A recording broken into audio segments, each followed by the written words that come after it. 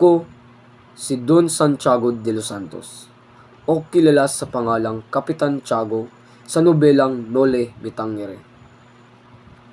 Ako ay kilalang pinakamayamang tao sa Binondo at tanyag din ang aking pangalan sa Pampanga at Laguna bilang asyendero. Ako ay ang ama-amahan ni Maria Clara. Ang asawa ko naman ay si Pia Alba at kaibigan kong Don Rafael Ibarra. Pandak, di kaputian at mayroong bilugang muka. Itinatayang nasa pagitan ng 35 taong gulang. Maitim ang buhok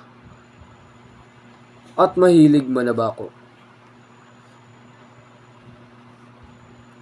May tituring na magandang lalaki. Sabi ko kanina, ako ay isang pinakamayamang tao sa Binondo. Bukod pa dyan, ako din ay may impluwensyang tao.